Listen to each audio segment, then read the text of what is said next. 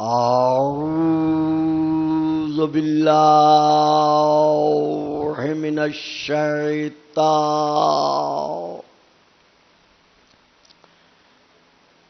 اللعین الرجیم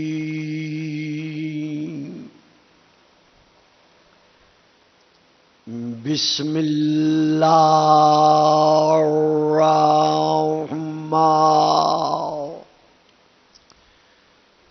الرحیم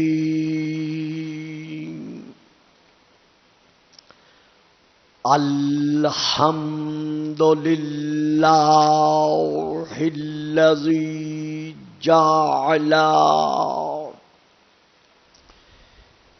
لیلۃ القدر خیرا من الف شہر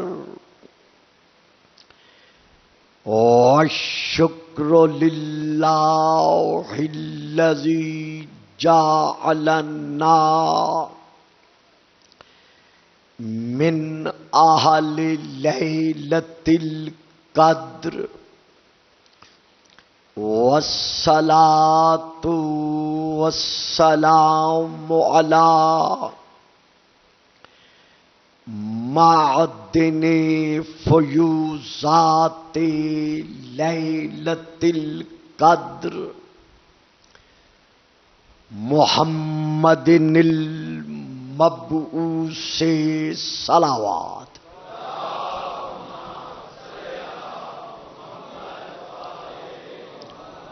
اما بعد فقد قال اللہ تبارک وتعالی الذی خالق لیلۃ القدر فی کتاب القدر وما آتاکم الرسول فخذوہ وما نہاکم عنہ فانتہوا واتقوا اللہ ان اللہ شدید العقاب.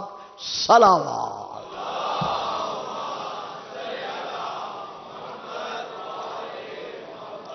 صاحبان علم و عرفان و اسلام و ایمان، کل تک جو گفتگو تقریر کی پہنچی تھی وہ یہ تھی کہ رسول پاک آیت تطہیر کے نزول کے بعد بمطابق تفسیر در منصور 40 دن برابر، اور کچھ تفسیروں میں ہے کہ 6 مہینے، کچھ تفاسیر میں ہے 9 مہینے، اور کچھ تفاسیر میں 8 ماہ کا ذکر بھی موجود ہے. یہ اختلافات تاریخ کے باوجود یہ تاریخ تسلیم کرتی چلی آ رہی ہے کہ کم از کم 40 دن برابر نماز صبح کے بعد اپنے پیارے پیارے اصحاب کرام رضوان اللہ علیہم اجمعین کے ساتھ علم کے در پر کھڑے ہوتے رہے. اور اس آیت کو ہمارا طاہر رسول، طیب و اطیب رسول، طاہر و اطہر رسول، پاک و پاکیزہ رسول اپنی آب کوثر سے دھلی ہوئی زبان کے ساتھ تلاوت فرماتے رہے کہ انما یرید اللہ لیذھب عنکم الرجس اہل البیت ویطہرکم تطہیرا. آگے اب آج کی گفتگو میں آغاز یہاں سے لے رہا ہوں کہ اس گھر کا مقام عظمت کیا ہے. جس گھر کے دروازے پر رسول پاک میں اپنے اصحاب کرام کے ٹھہر کر اس آیت کی تلاوت فرماتے رہے تو اللہ نے اس گھر کی عظمت کو اور اس کی فضل و فضیلت کو اپنی زبان بے زبانی کے ساتھ کس طرح بیان فرمایا ہے. تو میں آیت پڑھ رہا ہوں سورہ النور کی، آیت نمبر 36 ہے، جس کی میں تلاوت کا شرف حاصل کر رہا ہوں. ارشاد خداوندی ہے فی بیوت اذن اللہ ان ترفع ویذکر فی اسمہ یسبح لہ فیہا بالغدو والآصال. فی بیوت، جن گھروں کا ذکر پچھلی آیات میں ہوتا چلا آ رہا ہے، یہ گھر فی بیوت، ان گھروں میں قندیل روشن ہے. اور ان کا مقام کیا ہے، ان کی عظمت کیا ہے؟ فی بیوت اذن اللہ ان ترفع ویذکر، کہ اللہ کی طرف سے یہ اذن حاصل ہے کہ ان گھروں کو ہر حالت میں بلند رکھا جائے. یعنی یہ گھر وہ گھر ہیں کہ ان گھروں کو ہر حالت میں بلند رکھا جائے.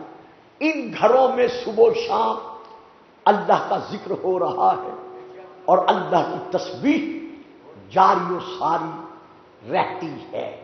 یعنی ان گھروں کی دیواروں کو گرا کر ان گھروں کو زمین کی سطح کے برابر نہیں کرنا.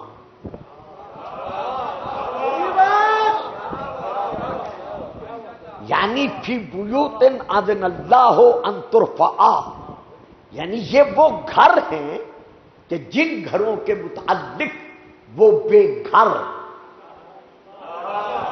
یہ حکم دے رہا ہے کہ ان گھروں کو ہر حالت میں بلند رکھا جائے. کیا مقصد؟ کہ ان گھروں کی دیواروں کو گرا کر ان کو زمین کی سطح کے برابر نہیں کرنا، بلکہ ان کو زمین کی پستی کے برابر کرنے کی بجائے ہر حالت میں انہیں بلند رکھنا ہے. اور اگر ان گھروں کو پہچاننا چاہو تو علامت ہم بتا دیتے ہیں کہ ان گھروں سے جب بھی آواز سنو گے یا تسبیح کی آواز آئے گی یا اللہ کے ذکر کی آواز آئے گی.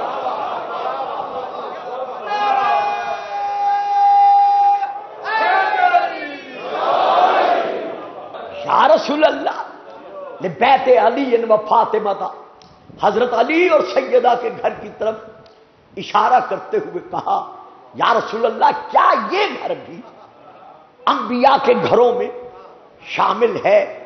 اللہ اللہ، کتنا بڑا احسان ہے حضرت ابو بکر رضی اللہ تعالی عنہ کا پورے مسلمانوں تک پر قیامت تک کے لیے کہ انہوں نے وضاحت طلب کر کے بتا دیا.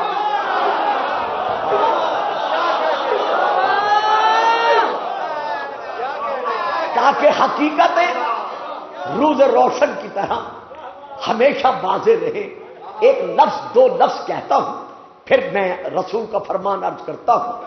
بھائیوں، بزرگوں، عزیزوں، میرے واجب القدر صاحبان اسلام، پورے مدینے میں صرف علی و بطول کا گھر تو نہیں تھا.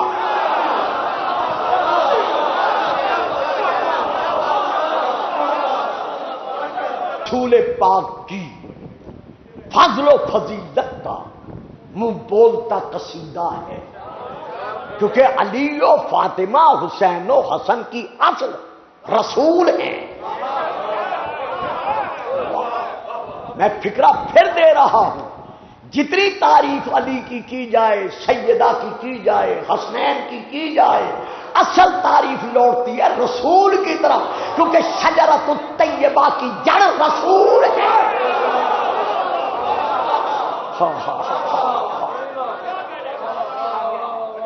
اسی لیے مجھے عرض کرنا پڑا ہے کہ یہ آیت اصل میں نعت ہے، قصیدہ ہے عظمت رسول کا، کہ جس کے علی کا یہ مقام ہے، جس کی فاطمہ کی یہ منزلت ہے، جس کے گود کے پالوں کی یہ عظمت ہے تو اس نبی کا اپنا مقام کیا ہوگا؟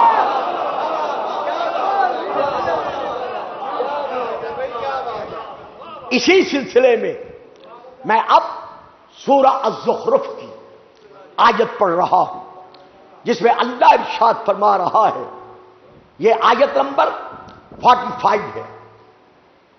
وہاں اللہ ارشاد فرما رہا ہے وَاسْأَلْ مَنْ أَرْسَلْنَا مِنْ قَبْلِكَ مِنْ رُسُلِنَا، میرا حبیب ان رسولوں سے جو تجھ سے پہلے ہم نے رسول بنا کے بھیجے ہیں، ان سے سوال کر کہ کس عہد پر، کس وعدے پر، کس بنیاد پر وہ تجھ سے پہلے رسول بنا کر بھیجے گئے۔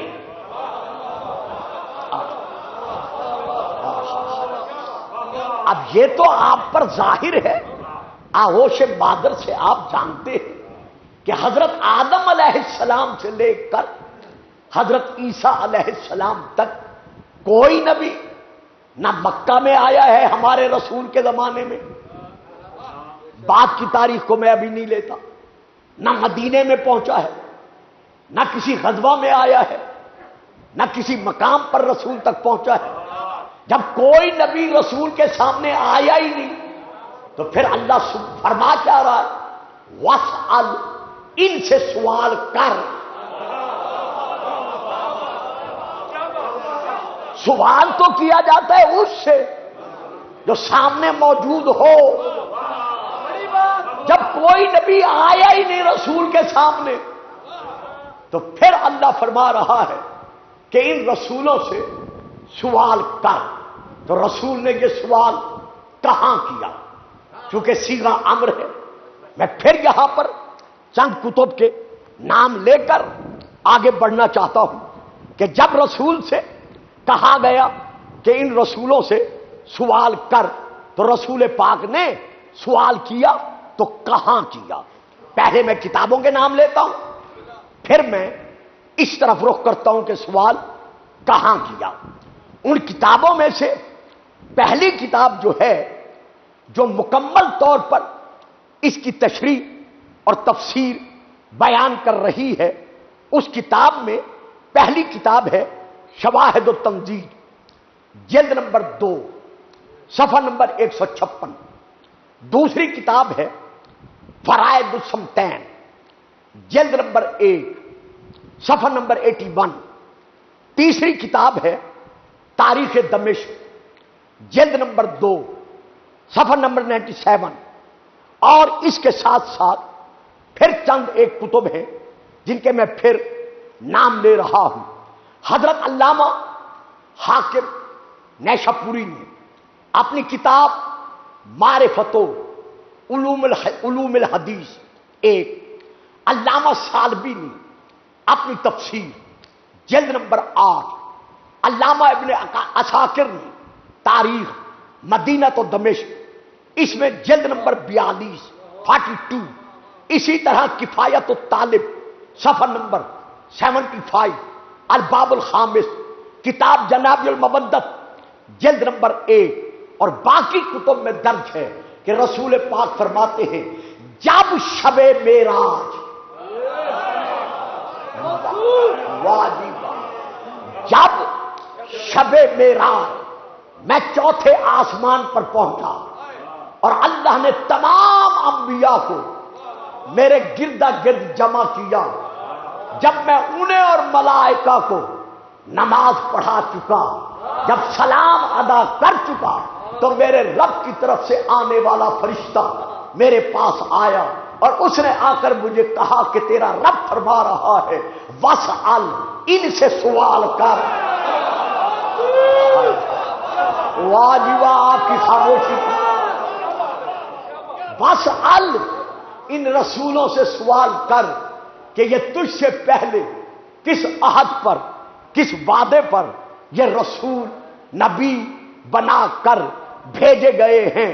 رسول پاک فرماتے ہیں جب میں نے ان سے یہ سوال کیا کہ اے یا معاشر الرسل، اے گروہ انبیاء اور رسول، تم مجھ سے پہلے کس وعدے پر، کس عہد پر، کس بنیاد پر نبی اور رسول بنا کر بھیجے گئے ہو؟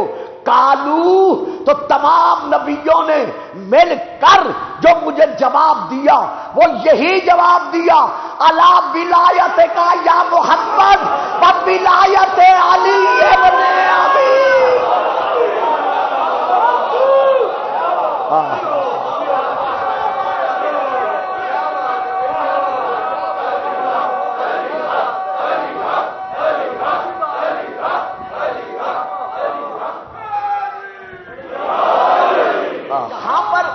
میں آگے بڑھنے سے پہلے ایک لمحہ رک رہا ہوں، ایک کتاب کا پھر حوالہ دے رہا ہوں۔ کتاب کا نام ہے الصواعق المحرقہ، صفحہ نمبر 179۔ میں وہاں سے لے کے پڑھ رہا ہوں۔ ایک سوال یہ ہے جو رسول نے انبیاء سے کیا ہے اللہ کے حکم پر، ایک سوال وہ ہے جو قیامت کے دن خود اللہ کرے گا۔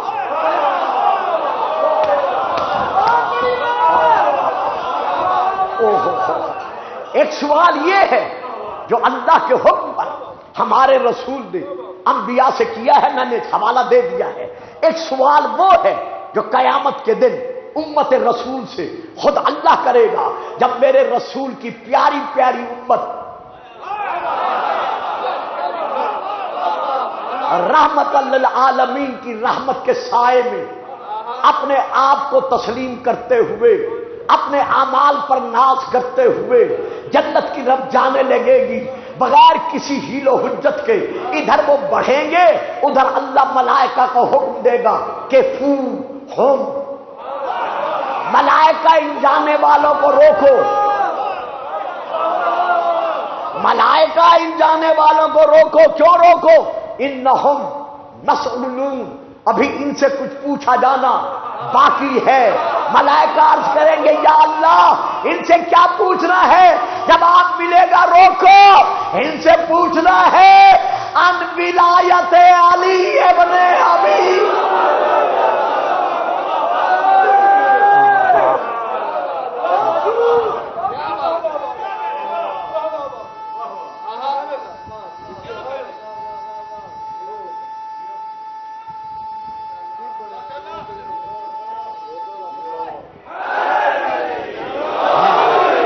سے یہ سوال کیا کہ اے یا معاشر الرسل، اے گروہ انبیاء اور رسول، تم مجھ سے پہلے کس وعدے پر، کس عہد پر، کس بنیاد پر نبی اور رسول بنا کر بھیجے گئے ہو؟ کالو، تو تمام نبیوں نے مل کر جو مجھے جواب دیا وہ یہی جواب دیا، الا ولایت کا یا محمد و ولایت علی ابن ابی۔ تو اب پھر یہ آیت کیسی، میں نے پہلے عرض کیا ہے پہلی آیت کے متعلق کہ وہ رسول پاک کی فضیلتوں کی ایک نعت ہے، عظمتوں کا ایک قصیدہ ہے، کیونکہ جتنی اہل بیت کی تعریف ہوگی وہ اصل میں تعریف ہے، فضیلت ہے ہمارے رسول پاک کی۔ تو اسی طرح یہ حدیث، یہ آیت بھی کہ ان سے سوال ہوگا ان ولایت علی ابن ابی طالب، جب علی کی ولایت کے سوال کے بغیر اللہ کسی کو جنت میں نہیں جانے دے گا تو جو ختم النبوت کا منکر بن جائے گا، جو میرے نبی کی، میرے رسول کی ختم نبوت کا انکار کر دے، جو آپ کو خاتم النبیین نہ مانے یا آپ کی تعظیم و تقریب کا انکار کر دے، پھر وہ کیسے جنت میں جا سکتا ہے؟ نہ، اللہ جنت کا خالق ہے، محمد جنت کا مالک ہے۔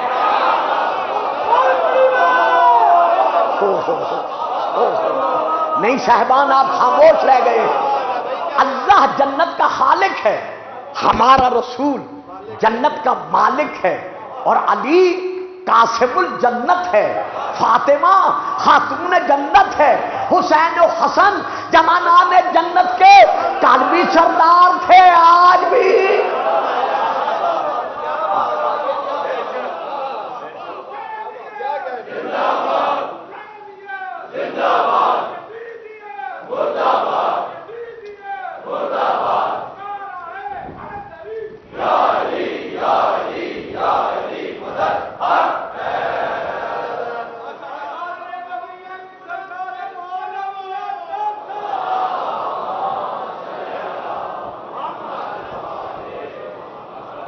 لیجئے میرے معظم مکرم سامعین، پہلی آیت میں نے عرض کی ہے بس جس سے ثابت ہو رہا ہے ہمارا نبی تمام انبیاء سے افضل ہے۔ یہ ہے نمبر ایک دلیل کہ ہمارے رسول پاک سب سے افضل ہیں۔ کوئی میرا بزرگ، میرا عزیز، میرا بھائی اس غلط فہمی میں نہ رہے۔ رب اکبر کی قسم، لا الہ الا اللہ محمد الرسول اللہ علی ولی اللہ کی قسم، ہم علی کو جو کچھ مانتے ہیں نبی کے بعد مانتے ہیں۔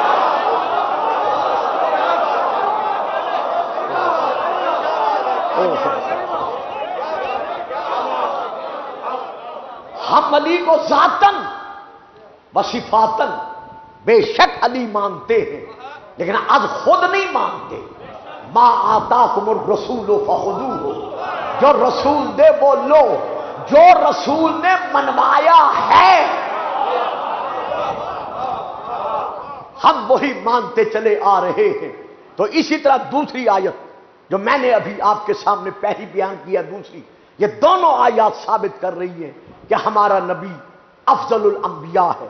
اب میں تیسری آیت پڑھ رہا ہوں، آیت میثاق، سورہ نمبر 3، آیت نمبر 81 اینڈ 82، وہاں سے میں پڑھ رہا ہوں۔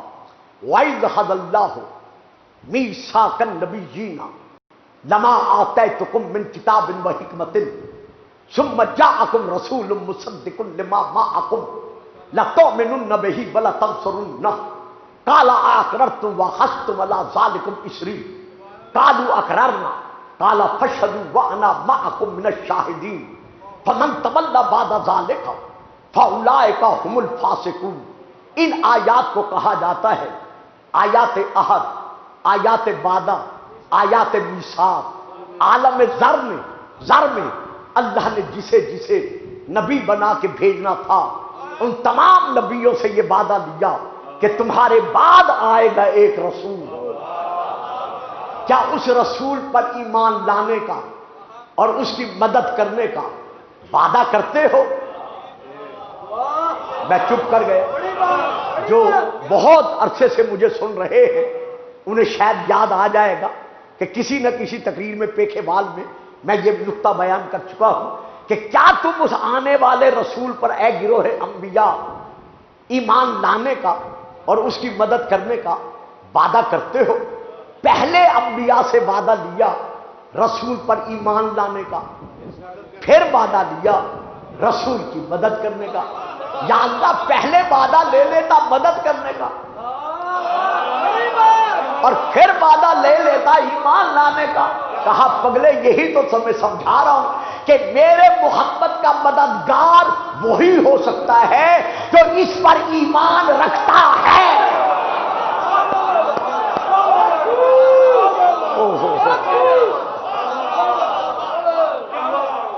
کیا تم اس آنے والے رسول پر ایمان لانے کا اور اس کی مدد کرنے کا وعدہ کرتے ہو؟ قالوا اقررنا، تمام انبیاء نے مل کر اقرار کیا کہ ہم اس آنے والے رسول پر ایمان لانے کا اور مدد کرنے کا وعدہ کرتے ہیں۔ جواب ملا آپس میں اس وعدے کے گواہ بنو اور میں بھی تمہارے اوپر اس وعدے پر گواہ بنتا ہوں۔ تو اب رسول پاک کی نبوت اور رسالت کا وعدہ لیا اللہ نے کس سے؟ انبیاء سے، اور آخر میں کیا فرمایا؟ فمن تولى بعد ذلك فاولئک هم الفاسقون۔ اے گروہ انبیاء، اے آدم یہ تصور نہ کرنا کہ میں صفی اللہ ہوں، اے آدم نوح یہ نہ سوچنا کہ میں نجی اللہ ہوں، اے ابراہیم اس خیال میں نہ رہ جانا کہ میں خلیل اللہ ہوں، اے موسیٰ کبھی بھی اس سوچ میں گم نہ رہنا کہ میں خلیل اللہ ہوں، اے عیسیٰ اس گھمنڈ میں نہ رہ جانا کہ میں روح اللہ ہوں، جو کچھ ہو محمد کے صدقے میں ہو۔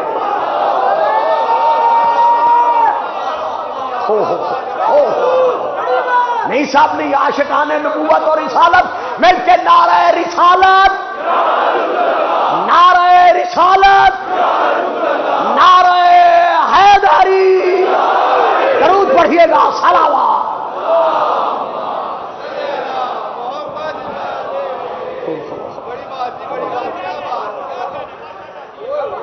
شان نبوت اور رسالت پر اسی طرح ساتھ دیا کرے جیسے باقی موضوعات پر، الحمدللہ، کیونکہ آپ سب شب نبوت کے پروانے ہیں۔ ہم جو کچھ ہے رسول کی جوتیوں کے خاص کے ذروں کے خیرات میں بنے ہیں۔ جو کچھ ہو ہے انبیاء، جو مل کر یا جو ہے گروہ انبیاء، جو تمہیں مقام نبوت اور رسالت حاصل ہے وہ میرے محبوب کے صدقے میں ہے، میرے حبیب کی خیرات میں ہے۔ تو دیکھو، اگر تم میں سے کوئی اس کی نبوت پر ایمان لانے کے بعد، اس کی مدد کا عہد کرنے کے بعد اپنے عہد سے پھر گیا تو پھر نتیجہ کیا نکلے گا؟ وہ نبی نہیں رہے گا۔ کیا مقام عظمت مصطفیٰ ہے، وہ نبی نہیں رہے گا، بلکہ کیا بن جائے گا؟ فَأُولَٰئِکَ هُمُ الْفَاسِقُونَ۔ اس کا شمار پھر نبیوں میں نہیں ہوگا، اس کا شمار فاسقین میں ہوگا۔ اب فاسق کسے کہتے ہیں آپ سب جانتے ہیں، دو لفظ میں بھی ادا کر دوں۔ یہ ہے با اعتبار لغت، یہ ہے کمان۔ کمان میں ہے تیر۔ جب تیر انداز اپنی کمان سے تیر کو رہا کرتا ہے، یعنی چھوڑتا ہے، اس چھوڑے ہوئے تیر کو کہتے ہیں فاسق۔ یعنی ایسا کمان سے نکلا ہوا جو نکلنے کے بعد پھر واپس نہیں آ سکتا۔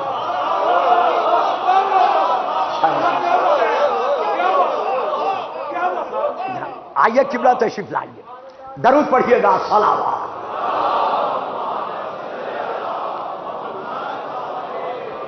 خیریت سے ہو بیٹا؟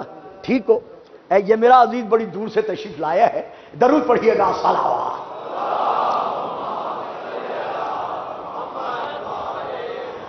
تو اللہ فرما رہا ہے اگر تم میں سے کوئی نبی میرے محمد کی نبوت پر ایمان لانے کے بعد اپنے وعدے سے پھر گیا تو پھر وہ نبی نہیں رہے گا، بلکہ وہ فاسق بن جائے گا۔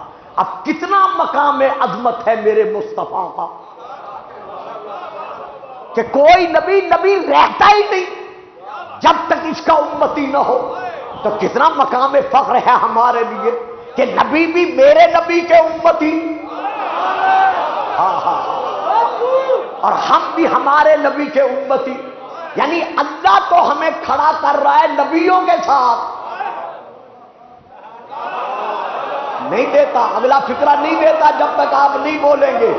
کتنا مقام عظمت ہے ہمارے رسول کا کہ اس کی نبوت کا کلمہ پڑھنے کی خیرات میں اللہ ہمیں مقام دے رہا ہے انبیاء کی سب میں، کہ وہ بھی محمد کے امتی اور ہم بھی محمد کے امتی۔ تو سوچنا پڑے گا کہ اگر کوئی محمد کے امتی کو مسلمان ہوتے ہوئے کافر کہہ رہا ہے،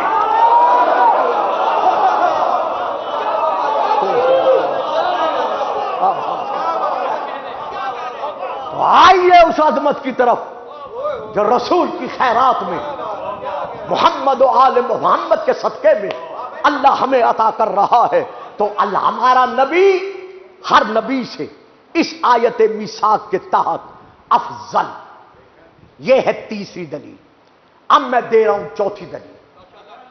اب یہ آیت ہے سورہ نمبر 4، آیت نمبر 41۔ فَكَيْفَ إِذَا جِئْنَا مِنْ كُلِّ أُمَّةٍ بِشَهِيدٍ وَجِئْنَا بِكَ عَلَىٰ هَٰؤُلَاءِ شَهِيدًا میرا محبوب وہ وقت کیسا روح پرور وقت ہوگا جب ہر امت کا ایک گواہ یعنی نبی ہم اپنی بارگاہ میں پیش کریں گے اور تجھے ہر گواہ پر گواہ بنا کر، ہر گواہ پر یعنی ہر نبی پر گواہ بنا کر تجھے ہم اپنی بارگاہ میں پیش کریں گے۔ تو کیا مقام عظمت رسول ہے کہ ہر نبی گواہ ہے اپنی امت کے لیے اور ہمارا نبی گواہ ہے ہر نبی پر، تو پھر ماننا پڑے گا کہ ہمارا نبی عینی گواہ ہے، یعنی جب کوئی نبی نبی بن رہا تھا ہمارا نبی دیکھ رہا۔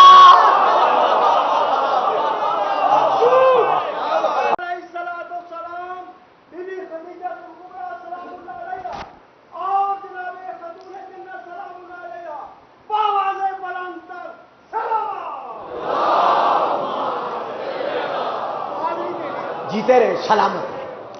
میں ان آیات کے تسلسل سے عرض یہ کر رہا ہوں کہ ہمارا نبی ہر نبی سے افضل ہے۔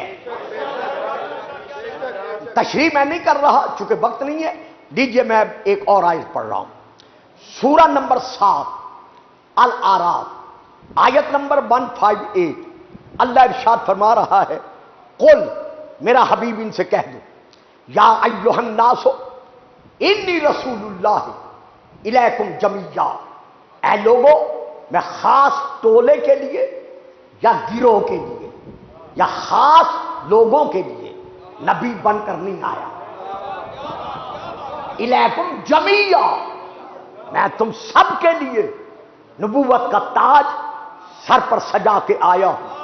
تو اس جمیعہ میں کل انبیاء شامل، تو جس سے یہ واضح ہو گیا کہ ہمارا نبی افضل الانبیاء ہیں۔ اب میں اور آیت پڑھ رہا ہوں، سورہ نمبر 21 کی یہ آیت نمبر 107 ہے، انبیاء آیت کا سورت کا نام ہے۔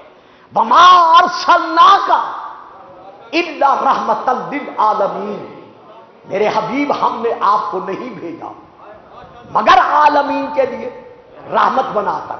میں ترجمہ پھر کروں گا، وما ارسلناک، ہم نے تجھ کو نہیں بھیجا الا مگر رحمتن للعالمین، عالمین کے لیے رحمت بنا کر۔ جس کا بھیجا جانا رحمت ہے اس کا اپنا وجود جیجیت کیا ہوگا؟ تو اس سے واضح ہو گیا اس آیت سے کہ ہمارے رسول پاک افضل الانبیاء تھے، افضل الانبیاء ہیں اور افضل الانبیاء رہیں گے۔ اب میں پھر آیت پڑھ رہا ہوں، جلدی جلدی گزرنا چاہتا ہوں۔ یہ آیت ہے سورہ نمبر 33 کی، 33 کی، آیت نمبر ہے 6 سورہ الاحزاب کی۔ النبی اولی بالمؤمنین من انفسہم، نبی تمام مومنین پر حق کے ملکیت رکھتا ہے، یعنی ہمارا رسول جس قدر مومنین ہیں ان سب پر حق کے ملکیت رکھتا ہے، کوئی مومن اس حکم سے خارج نہیں ہے۔ تو جب ہر مومن پر ہمارا رسول حق کے ملکیت رکھتا ہے تو آئیے سورہ الصافات کی طرف، آیت نمبر 81۔ حضرت نوح کے لیے اللہ ارشاد فرما رہا ہے، انہو من عبادنا المؤمنین، نوح ہمارے مومن بندوں میں سے ایک مومن بندہ ہے۔ ذہنوں میں ہے نا کہ ہمارا نبی ہر مومن پر حق کے ملکیت رکھتا ہے، یعنی افضل ہے۔ یہ ہے ایک آیت سورہ ابراہیم کی، جناب دوسری آیت یہی سورہ الصافات کی۔ حضرت ابراہیم کے لیے اللہ ارشاد فرما رہا ہے، انہو من عبادنا المؤمنین، ابراہیم ہمارے مومن بندوں میں سے ایک مومن بندہ ہے۔ ہمارا رسول حق کے ملکیت رکھتا ہے لہذا افضل ہوا۔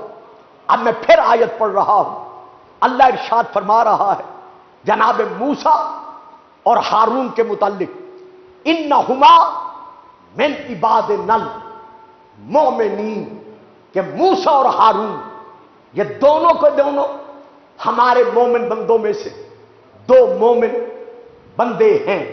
تو کل انبیاء کون ہیں؟ حضرت آدم علیہ السلام سے لے کر حضرت عیسیٰ علیہ السلام تک مومن۔ اور ہمارا نبی کون ہے؟ النبی اولا بالمومنین، تمام مومنین پر ہمارا نبی حق کے ملکیت رکھتا ہے، یعنی ہر نبی سے ہمارا نبی افضل ہے۔ یہ ہے ہمارا عقیدہ بالنبوہ اور یہ ہے ہمارا ایمان کہ ہمارا نبی ہر نبی سے افضل ہے۔ لیکن ہمارے نبی کے بعد کائنات کے ہر فرد سے افضل کون ہے؟ نہیں صاحب نہیں، مل کر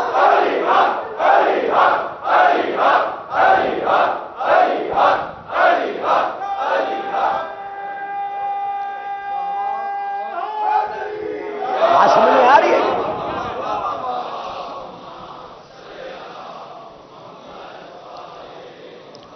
یہی گھرانے اہل بیت رسول ہے کہ جو اسلام کی عظمت کو بقا دینے کے لیے مدینہ چھوڑ کر جا رہا ہے۔ جس طرح حسین عالم زر میں وعدہ کر چکے تھے، اسی طرح شریکت الحسین عالم زر میں اسلام کو بچانے کا وعدہ کر چکی تھی۔ سن 6 ہجری ماہ شعبان پہلا ہفتہ بطول کی آغوش میں چھوٹی بطول جلوہ فگن ہوئی۔ قبلہ حضرت علامہ صاحب علامہ عباس عزیزی نے اپنی کتاب میں یہ واقعہ لکھا ہے، اور میں چونکہ اب ٹائم نہیں ہے میں مختصر لفظوں میں یہ بیان کر رہا ہوں۔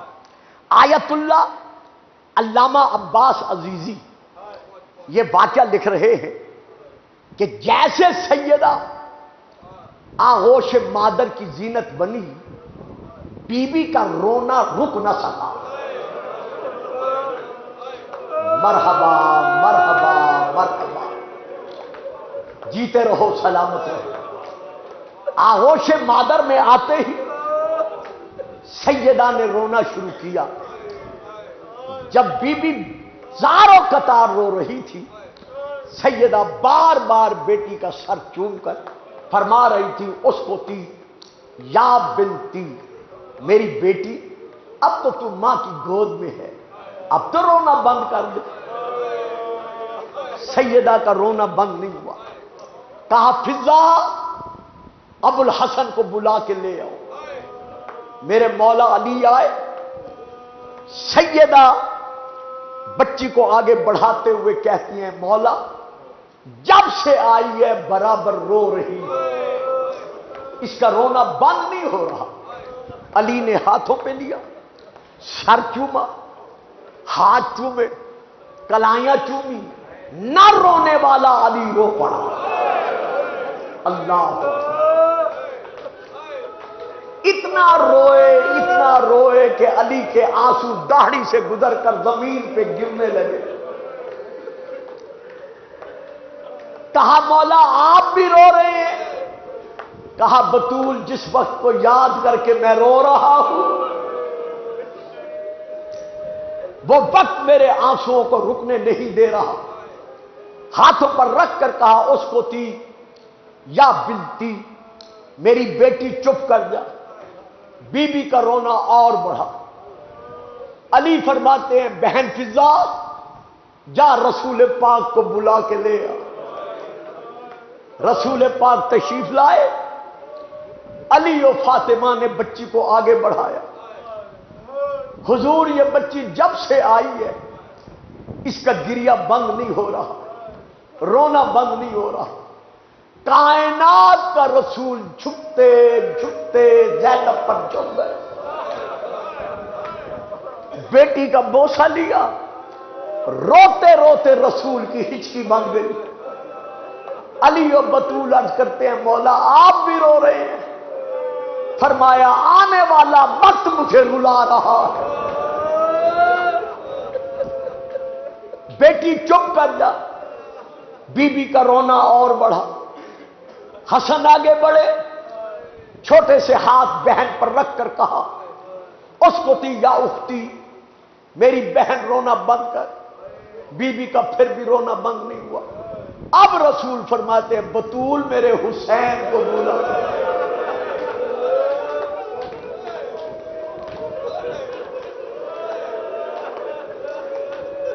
صاحبان غم، صاحبان عذاب، 2 سال کا حسین چلتے چلتے بہن کے قریب آیا، روتی ہوئی بہن کو ہاتھوں پر اٹھا کر کہا اس کو تی یا اختی، میری بہن چپ کر جا۔ بی بی نے آنکھیں کھول کر حسین کو دیکھا، دیکھتے ہی رونے کی آواز اور بلند ہو گئی۔ جب بھائی کے ہاتھوں پر بلند آواز سے روئی، 2 سال کا حسین بہن پہ جھکا، کان پر منہ رکھ کر کہتے ہیں بہن آج میرے کہنے پہ تو رونا بند کر۔ میں حسین وعدہ کرتا ہوں اگر کبھی مجھے روتا دیکھ کر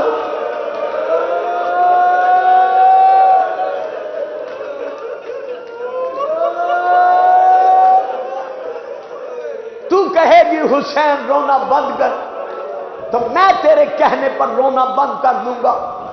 بہن بھائی کے درمیان وعدہ ہو گیا۔ علی عرض کرتے ہیں یا رسول اللہ، حسن کا نام بھی آپ نے رکھا، حسین کا نام بھی آپ نے رکھا، اس شہزادی کا نام رو کر کہتے ہیں اس کا نام ہے زینب۔ زینب کے معنی کیا ہے؟ کہا یہی جاتا ہے زین و اب، باپ کی زینت۔ قبلہ کتاب کا نام سید و تو نہ زینب۔ میں وہاں سے لے کے یہ معنی پڑھ رہا ہوں کہ یہ زینب اصل میں عربی کا لفظ نہیں، مضاف مضاف الیہ نہیں، یہ ہے عبرانی زبان کا لفظ۔ اس کے معنی ہے ہمیشہ رونے والی۔ کیا اب بھی میں پڑھوں اور آپ سن کر روئیں گے؟ جب سے دنیا میں آئی رونے لگی،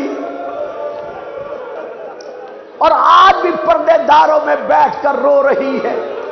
بہن بھائی کے درمیان وعدہ ہو گیا تھا، بی بی نے رونا بند کر دیا، لیکن ہائے جب شام کے بازار میں، خونی بازار میں جب لٹا ہوا قافلہ پہنچا، سارا دن بیویاں بازاروں میں چل چل کر جب تھک گئی، پاؤں پر برہم آ گئے، ظالموں کی ظالمہ عورتیں اشارہ کر کے کہتی رہی یہ خارجی کی بڑی بہن ہے، یہ چھوٹی بہن ہے، یہ فلاں بیٹی ہے، یہ فلاں بیٹی ہے، انہیں پتھر مارو۔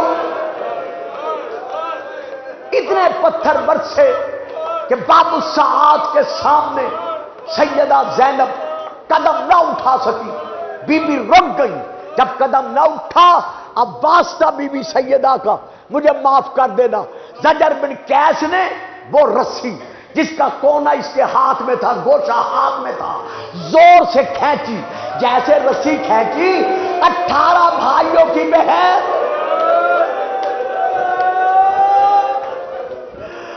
عباس کی آقا دادی ثانیہ زہرا منہ کے بل زمین پر گری، جیسے زمین پر بی بی گری، اس نے پھر رسی کھینچی۔ جب سیدہ نہ اٹھ سکی تو اس نے تازیانہ سنبھالا۔ اب جو بی بی نے حسین کی طرف دیکھا، زہرا کا لال رو رہا تھا، فرمایا غریب الزہرا، مظلوم الزہرا، اپنا رونا بند کر، اپنا وعدہ پورا کر۔ حسین میں نے تجھے ذبح ہوتے دیکھا، آنکھیں کھول، مجھے دربار